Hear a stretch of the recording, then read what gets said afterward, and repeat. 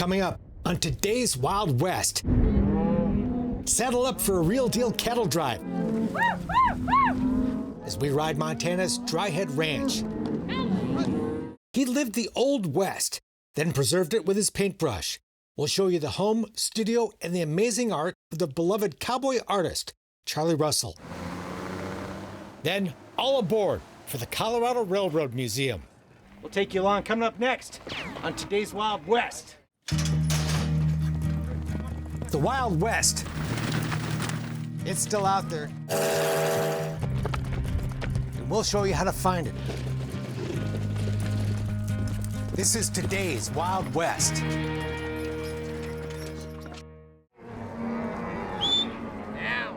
I've always wanted to come to Montana and go on a cattle drive. Something that I've always wanted to do. Because I come from London, I just look up and I think, I'm moving cattle in Montana. Here we go. Driving cattle at Dryhead Ranch in south central Montana. It's remote country, a blank spot on the map. But it's just a couple of hours from the Billings Airport. People from all over the world find their way here to experience the real deal cowboy life. It's how you think of things when you watch Western movies, you know, and you kind of romanticize it, but it really is here. Like New Yorker Nan Cody, visiting Montana, pushing cattle horseback for the very first time. And to be able to enjoy it and make that dream come true, I'm just really blessed. Dryhead Ranch is a working cattle and horse ranch that runs about 1,000 cow-calf pairs and keeps about 150 horses on some 30,000 deeded acres on the vast Crow Indian Reservation.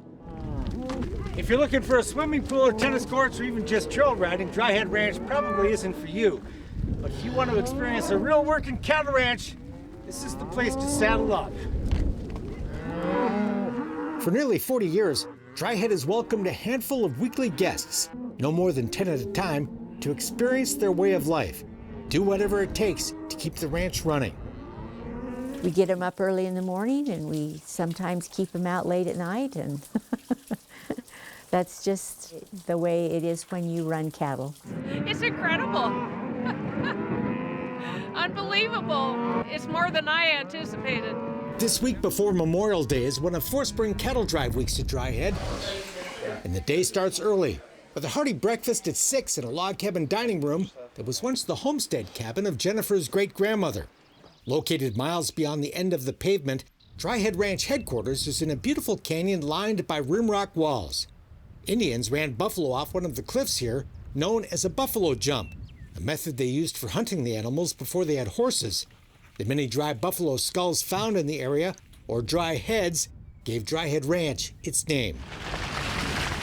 Every morning after breakfast, we pile into a couple of 4-wheel drive Suburbans for the adventurous drive down the long, muddy, and rutted ranch road. Everybody on? To meet our horses and the cattle herd, we'll spend the day driving. Let's head out, guys.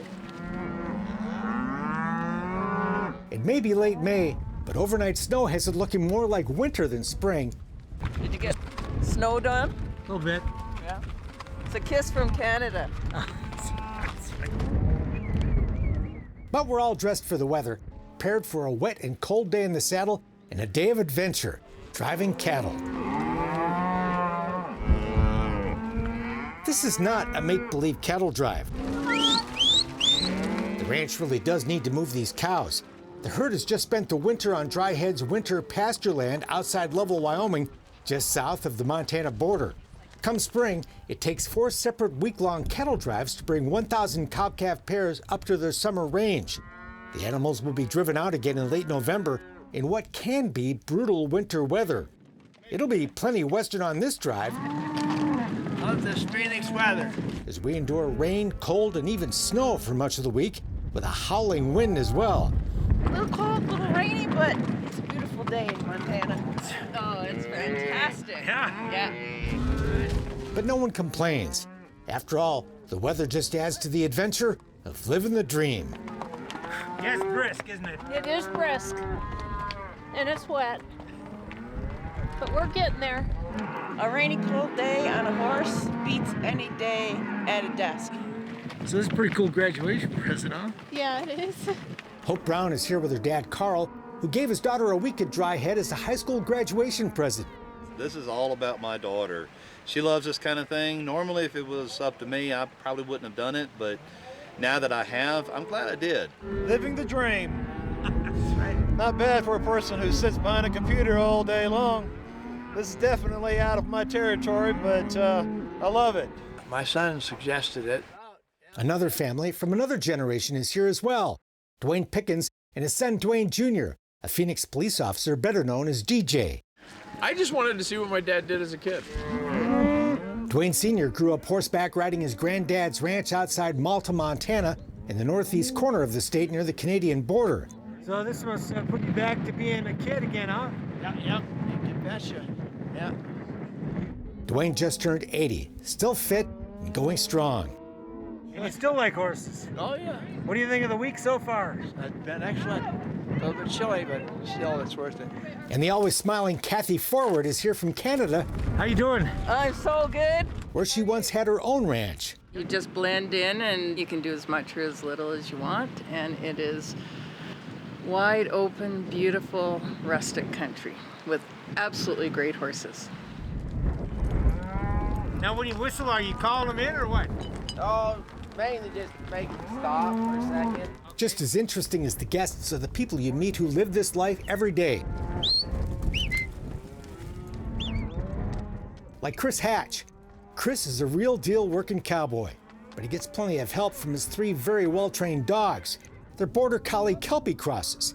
Fun to watch them work. They never stop. And any maverick that steps out of line will soon get their attention.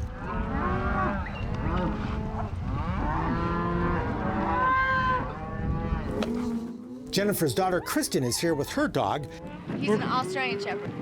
Yeah, he's only 2. who's just as busy as the other 3 canine cowboys. He's super tired when he gets home. He just flat lays out. He's done for the day. Kristen left the ranch for a spell to check out life in the city, but the 23-year-old didn't stay away for long.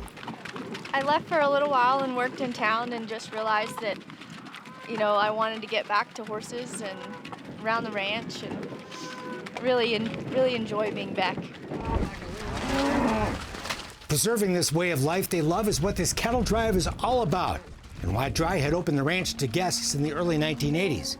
As owner Jay Kahn told us under the porch during a rainstorm. You can't just ranch. You have to have more than that, especially if you're trying to grow and trying to make something for the future. It's not always easy making ends meet raising horses and cattle, and paying guests provide a financial boost to the bottom line. And the visitors get a taste of an experience they can otherwise only dream about. It's a win-win deal. Like I say, it's not just a numbers and dollars deal. It's something that we're trying to do because we want to keep doing what we're doing and have something for the next generation. The drive takes us through a mix of private and public land.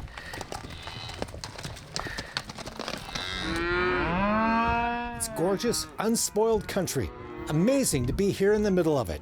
Oh, and then some. I just can't imagine ever being able to describe the vastness of this country. And it's untouched. I say this is the best part. Beginning riders are just as welcome here as experts, and with 150 horses and no more than 10 guests at a time, the ranch has a well-trained horse that'll fit any rider. How are you doing? Good.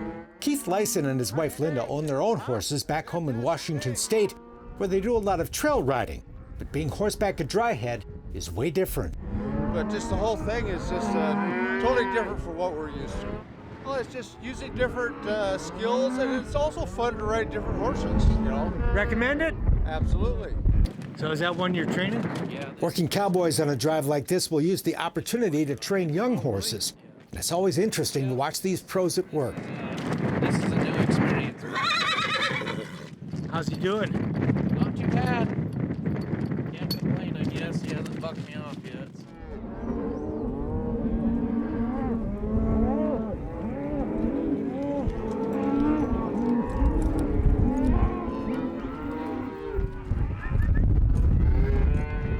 How we doing, guys? was. Every day we'd drive the cows 10 or 15 miles to a designated pasture where we'd leave them for the night, and then ride back to a corral where we'd leave the horses. While much of the week was wet and cold, no one complained. But it sure was nice to see Jen waiting for us at Trail's End with some nice hot chicken soup, The best. which we enjoyed inside a horse trailer to get out of the rain. Nice service at the end of the day. That's perfect. A long day in the saddle makes for an early bedtime, and a nice warm bed in a cozy cabin sure felt good. And late in the week, we woke up to a very nice treat. Sunshine. It's the last day of the cattle drive. We can finally tie our slickers onto the saddle instead of wearing them. It's a gorgeous day. No rain. Nice to get a little break in the weather, huh? Yeah, you're not kidding. It's gonna be a day God gave us, you know. Chris's two young sons joined us for part of the drive. Always fun to hang out with ranch kids. Growing up horseback with a rope in their hand, pushing cows with Dad. I came out as a guest And Terry Conley is proof you don't have to be born into the ranch life to be a cowboy. The retired Ohio firefighter first came to Dryhead as a guest back in 1992. Today, he works for the outfit. I retired from working 24 on and 48 off. Now I just work 7 days a week. Terry was on the drive a few years earlier when Jake's daughter Cassidy rode with us at the age of 3. A fearless cowgirl in her spurs, Jake had to tell her to slow down a time or two. It was great fun to have her along. This year she had to go to school, but she was there to greet Dad when he got home. My favorite part is my kids get to be with me at all times, all the time. I mean, unless mom's teaching them school. Someday Cassidy will be riding her with her kids. At least that's the hope. We hope. We hope. We love this country and we love this lifestyle. And the guests who sign up to experience this authentic slice of the American West. How's your day? 20 out of 10. Most beautiful day. It's fantastic. Are critical to keeping the dream alive at Dryhead. I think it's an amazing experience for anyone, and it's a huge piece of heritage and an honor to be here. Coming up, the life and work of the legendary cowboy artist. But first, Boot Hill Cemetery in Billings, Montana. The modern world rushes by this seemingly forgotten historic hilltop, the last resting place of the pioneers who lived and died in the Wild West town of Colson, Montana. Founded in 1877, the Yellowstone River town lasted just 8 years before it was abandoned and replaced in 1885 by the nearby railroad town of Billings. Most buried here died with their boots on, like H.M. Taylor. The deputy was gunned down when he tried to save a woman from being killed by her drunken husband. Taylor, nicknamed Muggins after his favorite card game, was a cavalry scout who gained fame as the first to bring news of the Custer Massacre to the town of Bozeman. His story is one of the few still remembered from a Wild West town largely forgotten, the only evidence of which lies here, in the graves of those who died with their boots on, buried here on Boot Hill. A poker game fueled by whiskey explodes in gunfire outside a frontier saloon. A wounded cowboy falls from his horse, his foot hung up in a stirrup, while his two buddies open fire on the gambler who shot him. Panicked horses scream and rear at the shooting, desperate to get away. It's all captured in oil on canvas in smoke of a .45, another action-packed painting of the Old West from the brush of the legendary cowboy artist, Charlie Russell. And today, you can stand exactly where that painting was created, in Russell's restored historic log cabin studio in Great Falls, Montana. If you've ever seen a picture of Charlie's studio, maybe with Charlie standing in his studio, when you walk into the studio now, you'll feel like you're walking into one of those photographs. Many consider Charles M. Russell the greatest Western artist of all time. His paintings and other works capture every aspect of the Old West, Native Americans, cowboys, and Western wildlife, much of which he saw firsthand. Russell wanted to experience that West, the real West, before it was gone, and he did that. And he painted what he saw, what he felt, what he experienced. Obsessed with the Wild West, Russell's parents let 16-year-old Charlie leave his affluent St. Louis home for Montana in 1880, where he found work wrangling horses for the big cattle outfits on the open range. Russell would cowboy for more than 10 years, experiencing firsthand a life that would soon vanish forever, and all the while The self-taught artist was sketching, drawing, and molding clay like he'd always done, both remembering and imagining the dramatic Western scenes he would later recreate in oil, watercolor, and bronze. Russell really created the scenes that we remember today as a culture as the American West. The West that we think about when we think about the West is the West that Charlie Russell painted. The artist also spent significant time with Indians, with whom he had always sympathized and painted more than any other subject.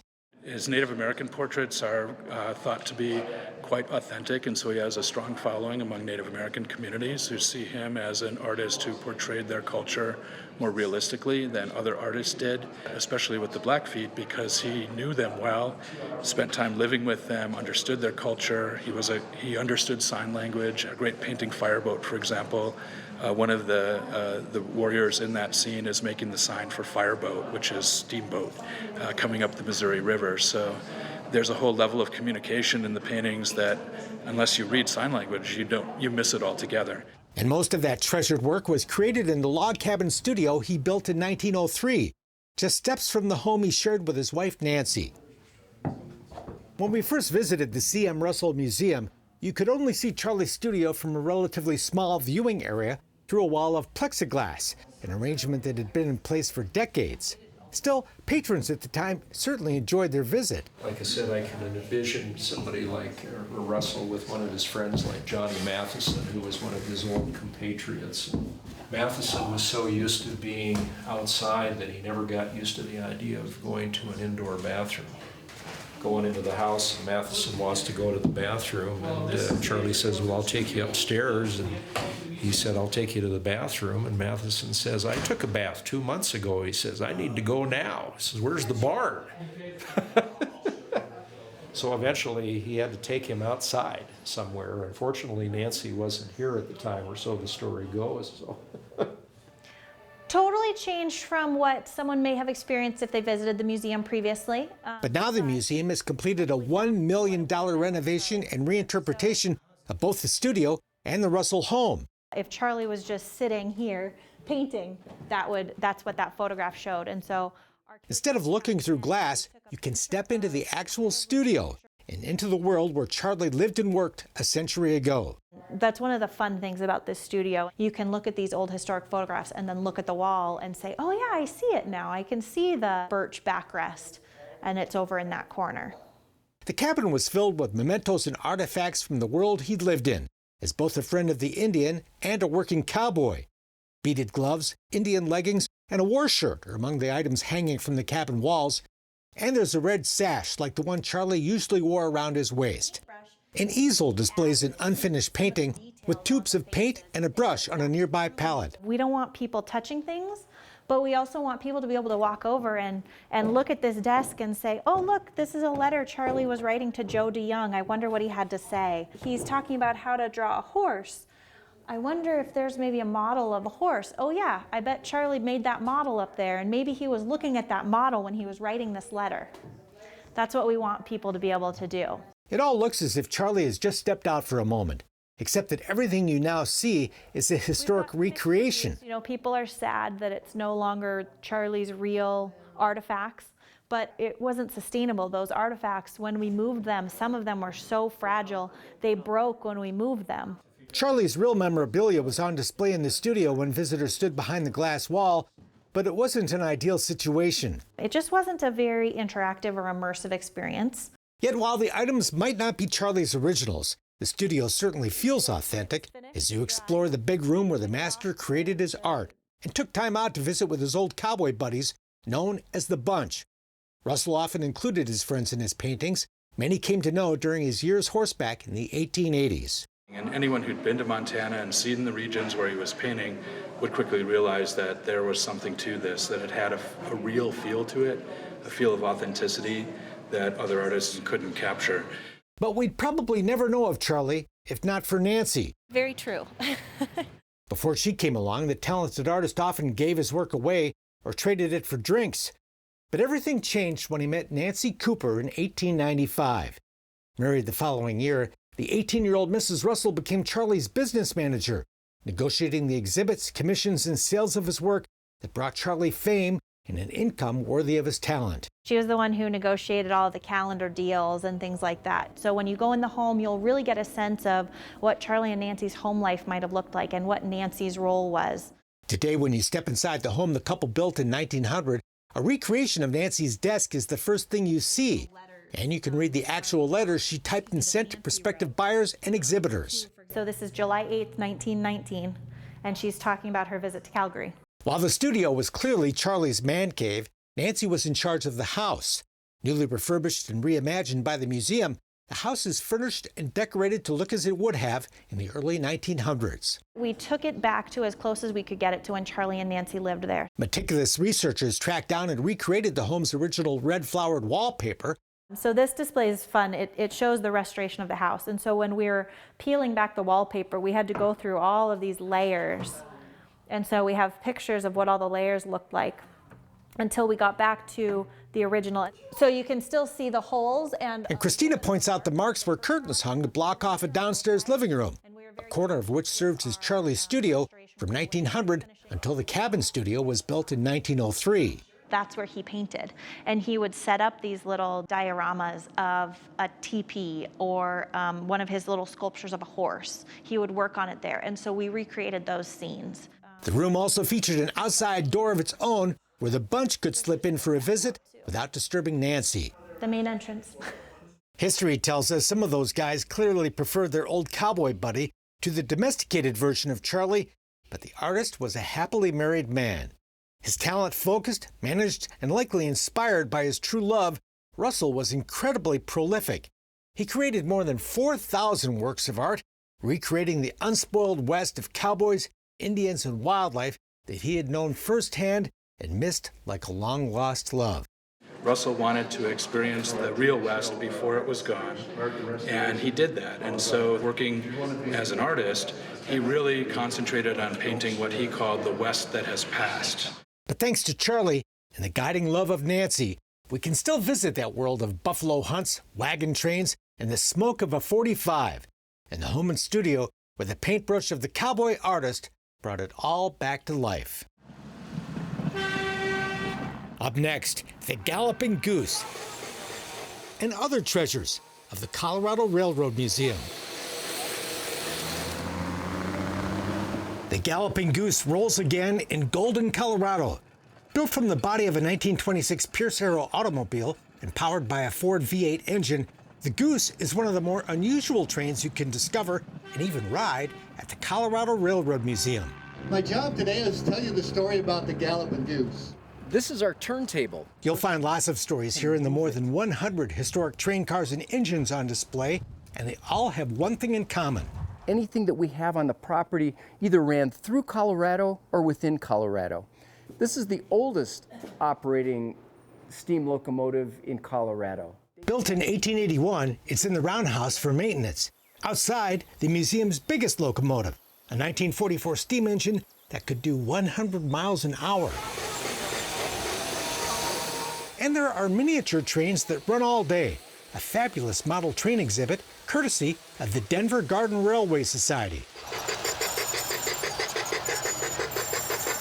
Many of the real trains displayed here are narrow gauge, engines and cars that ran on track just 3 feet wide. The narrow gauge is the inside rails, compared to the standard track width of nearly 5 feet across. They used narrow gauge track and equipment because it was easier to get up the steep grades through the mountains. This museum has one of the country's biggest collections of narrow gauge equipment. This dates back to the 1920s. And a team of experts that maintain what works and restore what doesn't. Everything from the body down was missing. And bringing 100-year-old railroad equipment back to life is a challenging task. It's a big challenge because you can't just buy parts off the shelf anymore. You got to pretty much make everything from scratch.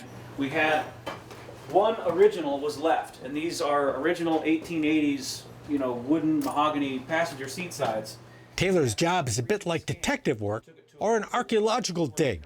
To rebuild antique rolling stock, he and his team spent hours studying old photographs.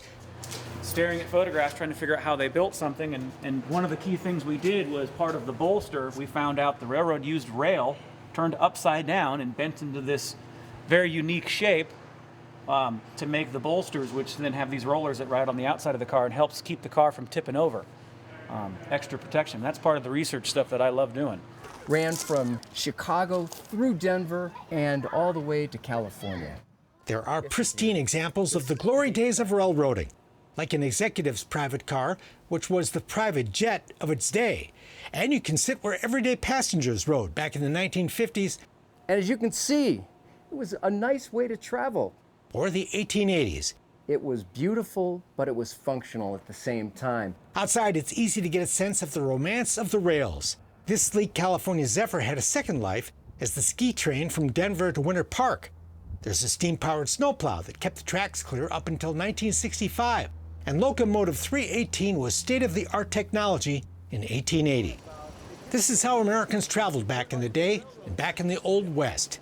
And if you want to travel back to that day, you can when you step on board the Galloping Goose and the other splendid pieces of living history at the Colorado Railroad Museum. That's it for now. We're back next time with more cool stuff from today's Wild West. I'm Mark Bedore. We'll see you down the trail. For more information on the people and places featured in today's Wild West, or to order show DVDs and books, visit todayswildwest.com. Funding for Today's Wild West provided by the Leggett Foundation and the Chuck Wagon Trail Riders Foundation.